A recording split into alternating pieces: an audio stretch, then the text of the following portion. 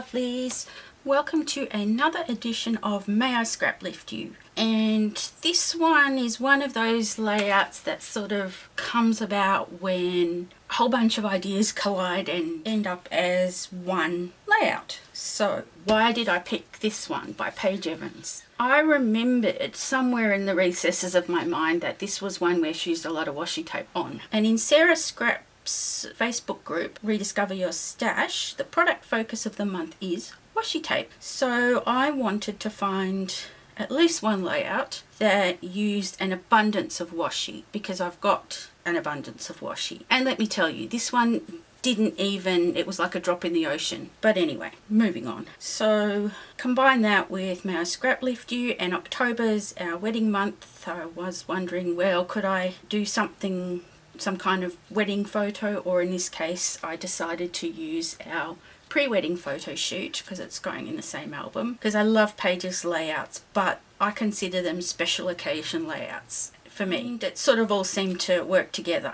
Now, she's used 3 photos, and the paper that Paige has used has got 4 distinct blocks of colour. This one's sort of more orangey, but my printer is running out of magenta, so I'm lucky it printed this at all. But they have a very distinct line between each colour, so Paige has put her row of flowers on the line. I had a look and I did have some like that, but they didn't have the correct number in order to get 3 lines of flowers, and I think that's a perfect number, because any more and you know they'd be too squished in. You possibly could do 2 actually, and maybe leave off a top one. That's an idea, but I do like the 3.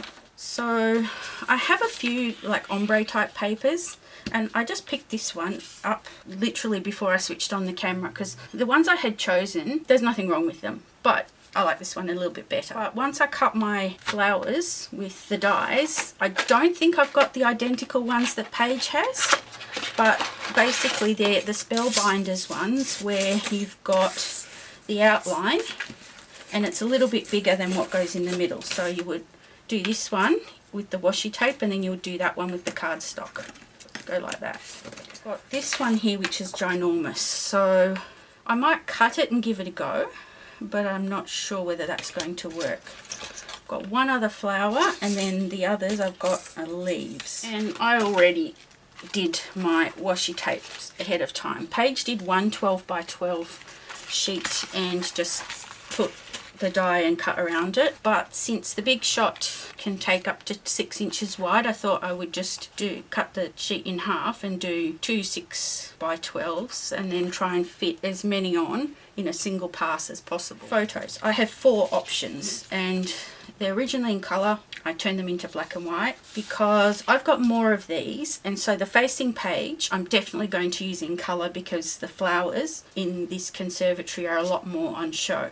So I'm thinking I could do the black and white on this side, but use a lot of pink and purple, and I printed them anyway just in case in colour, but also it gives me a reference point as to how this one to complement or reflect the other one.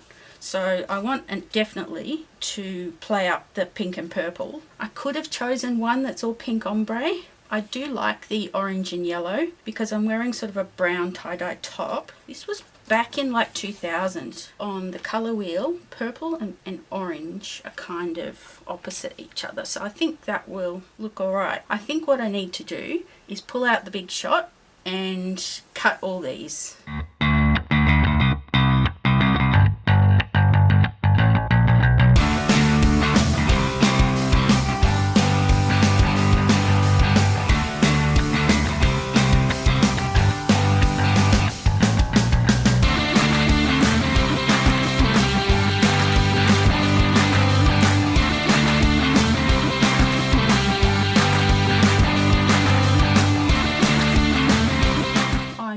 My washi outline bits, and then I cut the background bits, and then I went and just ran them through the sewing machine and just put a single stitch through rather than gluing them down. So some of them in bits where they got a bit messed up, I made a bit of surgery, you can't even tell. And that big huge one, I cut it in half because I just didn't like it the way it was. I ruled 3 lines evenly down the page, but they can't sit exact. It still works really well as a guide, because otherwise it's going to end up like this, because I just can't see straight. I've kind of roughly sort of placed them.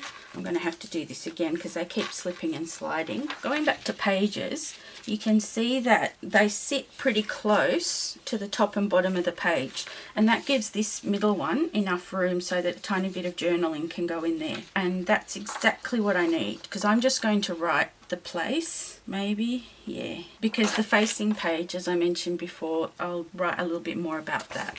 I don't even remember the date of these photos. I know what year it was, but I don't remember the date. I can narrow it down, so I'm going to leave the date off. I'm sure I can figure it out somehow.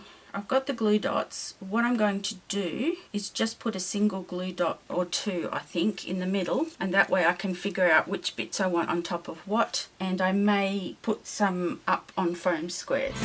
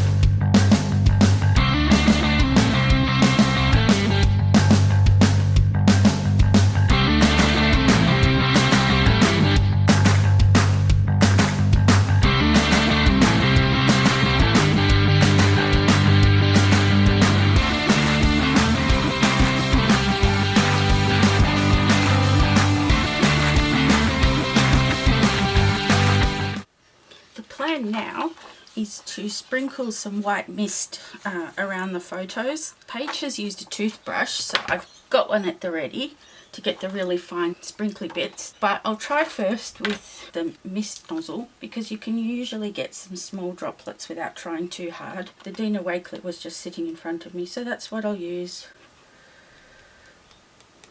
Yeah, this is giving me some small ones.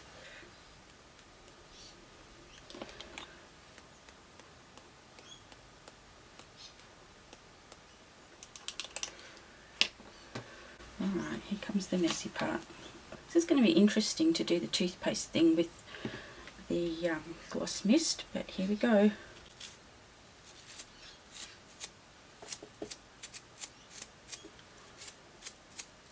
While that's drying, I'm going to have a think about a title. I was thinking, there's that Claude Monet quote, "I must have flowers, always and always," because I think this will be the right-hand page. So on the left-hand page, it'll be the same location as I mentioned before. I could put the "I must have flowers," and then I could continue always and always. So it won't be a double page layout per se, but they will be connected. And the always and always on its own anyway, being a pre-wedding / engagement photo shoot. Well, it seems to be drying pretty quickly, so that's a good thing. Now, going back to Paige's layout, it looks like she's stitched, wait, what's she done? She's put some banners for her one-word title things. I might try and put them directly on here and then put a line of stitching through them, because if I use small alphas, they're not really going to hold very well. Paige has put a lot of enamel dots, which I'm very pleased about, and just a little bow in each area. So I hadn't thought about that bit, but I probably should, shouldn't I? I am going to find my white pen and get that journaling down. I have these two different Ellie Studio puffy sticker sheets. They're slightly different purples, but if I was going to initially use this smaller one, but there's not going to be enough A's for always and always. So there's 5 A's on this bigger one, so I'll do the two alwayses on that one, and this one I'll just do the and.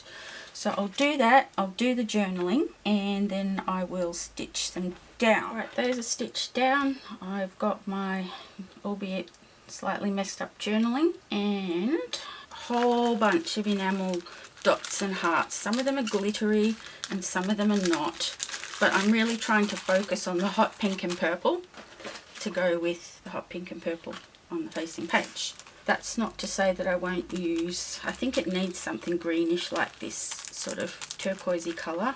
Paige has used a whole bunch. She's just used enamel dots in all the colours that she's got in her layout. And the little bows that she's put here, I thought that, where did I put them? Either some of these Maggie Holmes ones or these Amy Tan ones, because it just brings in another texture, those little fabric bows. So I'll see how it pans out. But it's time to get enamel dot crazy.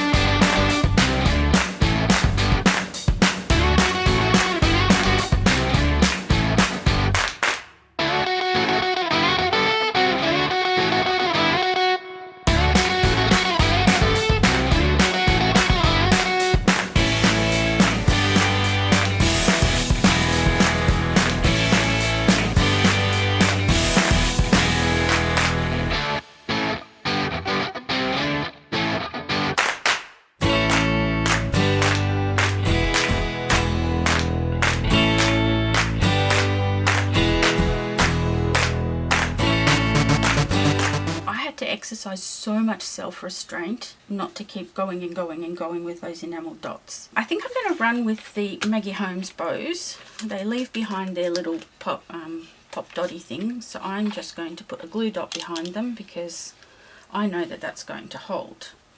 I've kind of picked some for each, one for each spot. I think it's going to look alright. I'm just going to fold that glue dot over, and that's going to give it plenty of hold. These two underneath.